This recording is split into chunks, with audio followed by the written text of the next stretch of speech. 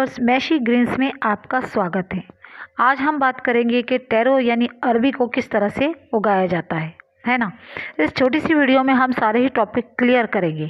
इसमें हम ये जानेंगे कि इसे उगाने के लिए हमें कैसी सॉइल या मिट्टी की ज़रूरत होती है, हमें इसे कितना पानी देना चाहिए, इसकी सनलाइट कितनी होनी चाहिए, फर्टिलाइज़र अगर है तो हमें यूज़ करना चाहिए इसमें या नहीं करना चाहिए, पेस्टिसाइड है तो हमें करना चाहिए नहीं करना चाहिए, क्योंकि ये एक खाने वाला पौधा होता है ना। इसके साथ साथ हम ये भी जानेंगे कि इसे कितने दिन बाद हम इसकी हार्वेस्टिंग करते हैं, इसे कब बोना चाहिए, कब इसकी हार्वेस्टिंग करनी चाहिए, इसके पत्ते, इनका नेचर क्या होता है और हम इसे किन किन कामों में यूज़ कर सकते हैं और इसके लिए कौन सा पॉट यूज़ करना चाहिए, है ना। उसके साथ साथ अभी हम आपको ये ख़ास बात बता दें कि इस वीडियो में हमने यहाँ अरबी को बोने से लेकर इसकी हार्वेस्टिंग तक का पूरा हमने इसमें फुल अपडेट दिया है कि इसमें कितना टाइम लगता है, कैसे ग्रो होती है, इसलिए वीडियो को अंत तक ज़रूर देखिए, है ना। तो चलिए अब हम अपने टॉपिक की तरफ आ जाते हैं। सबसे पहले बात करते हैं कि हम इसे अगर ग्रो करें, अपने घर में उगाए, तो इसके लिए पॉट कैसा होना चाहिए, है ना।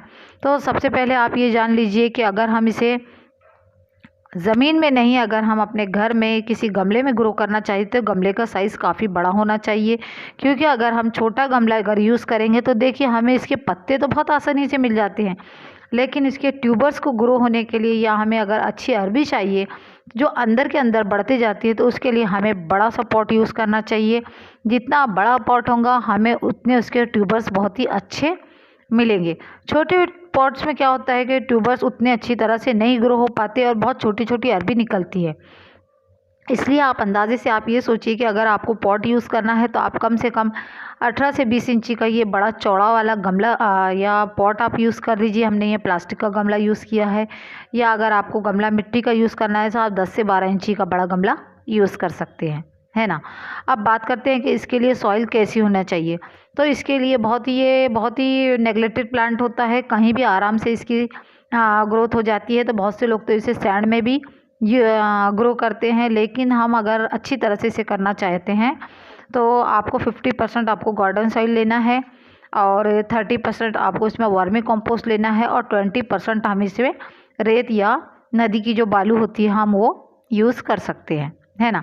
अब बात करते हैं कि इसमें हमें पानी कितना देना चाहिए। तो देखिए ये नमी से पौधे को बहुत पसंद होती है ना। वाटर लविंग प्लांट है ये, तो हमें इसे रोज़ाना ही पानी देना चाहिए, लेकिन सिर्फ एक बात का ध्यान रखना चाहिए कि मिट्टी वेल ड्रेन्ड होना चाहिए। मतलब हमारे ये जो गमला जो ये पॉट, मतलब इस पॉट में अच्छी तरह से होल बना हो, ताकि अगर हम एक्सेस वाटर डाल रहे हो तो वो नीचे ड्रेनेज से बाहर निकल जाए, है ना। अब बात करते हैं फर्टिलाइज़र की। तो फर्टिलाइज़र की इसमें इतनी ख़ास तो ज़रूरत नहीं होती है, क्योंकि हमने जो गार्डन सॉइल लिए हैं, ये मिट्टी जो वर्मी कंपोस्ट लिए वो ऑलरेडी न्यूट्रिशियस मिट्टी हो जाती है। लेकिन फिर भी अगर हमें देना है तो हम इसमें हर 2 महीने के बाद इसमें सड़ी गोबर की खाद हम इसमें यूज़ कर सकते हैं, है ना। अब बात करते हैं पेस्टिसाइड्स की। तो देखो ये खाने वाला पौधा है, इसलिए हमें इसमें पेस्टिसाइड नहीं यूज़ करना चाहिए, क्योंकि इसके पत्तों की हम घर में सब्ज़ी बनाते हैं और अगर पेस्टिसाइड्स यूज़ करें, कुछ केमिकल्स होते हैं तो हमारे डायरेक्टली इनडायरेक्टली हमारे खाने में ये चला जाता है। लेकिन अगर फिर भी अगर इसमें कभी कोई पेस्ट या कभी फंगस वगैरह लग जाए तो हम जो सोपी वाटर और सोडियम बाइकार्बोनेट जो हमारे घर का खाने का सोडा होता है, उसका हल्का सा लिक्विड बनाकर हम इसे यूज़ कर सकते हैं। उसका सिंपल रेशियो यही है कि हमें जो है उसमें जैसा 1 लीटर अगर हम पानी ले रहे हैं उसमें 1 कप हमें सोपी वाटर डालना चाहिए और 1 टीस्पून हम सोडियम बाइकार्बोनेट डालकर उसका लिक्विड बनाकर हम इस पर स्प्रे कर लें, तो ये हानिकारक नहीं होता है, एकदम सेफ़ होता है। बाद में जब हम इसकी सब्ज़ी बनाते हैं या जो पात्रा बनाते हैं, जैसा हमारे महाराष्ट्र में इसे काफ़ी लोकप्रिय एक व्यंजन होता है, जिसमें हम इसकी पत्तों को धोकर और फिर इस पर बेसन और कुछ मसालों का लेप लगाकर इसे रोल करते हैं और फिर उसे खाते हैं, तल कर खाते हैं, तो बहुत ही स्वादिष्ट सब्ज़ी होती है ना। तो वो सब्ज़ी बनाते टाइम में या वो व्यंजन बनाते वक्त हमें इसे सबसे पहले अच्छी तरह से धो लेना चाहिए, जैसे कि हम जनरली हर वक्त करते हैं, है ना। ये देखिए इसके पत्ते जो है बहुत ही एकदम स्लिपरी होते हैं, वाटरप्रूफ होते हैं और देखिए कितने बड़े और बहुत ही खूबसूरत लगते हैं, ये बहुत ब्यूटीफुल होते हैं और ये एलिफेंट ईयर जैसे होते हैं। ये देखिए, है ना, ऐसा लग रहा है बिल्कुल हाथी के कान है, ये देखिए, है ना। कितने अच्छे इसके खूबसूरत एक तरह से ये शो का बोलना चाहिए, हम इसे शो के लिए भी अपने घर में लगा सकते हैं अपने गार्डन में, है ना। अब बात करते हैं कि इसे कितनी धूप देना चाहिए। तो देखिए ये एक ट्रॉपिकल प्लांट है, ये सन लविंग प्लांट है, इसे धूप जो है वो बहुत ज़्यादा पसंद होती है। हमें इसे ऐसी जगह रखना चाहिए जहाँ इसे 6 से 7 घंटे की आराम से धूप मिल सके। लेकिन मान लो अगर आपका एरिया, जैसे हमारे महाराष्ट्र में बहुत ज़्यादा गर्मी पड़ती है तो 40 डिग्री तक टेम्परेचर चला जाता है, तो उस टाइम में हमें इसे थोड़ा सा पार्शियली सनलाइट में रखना चाहिए और ऐसी जगह रखना चाहिए जहाँ पर इसे थोड़ी थोड़ी धूप मिले और थोड़ी थोड़ी रोशनी मिले।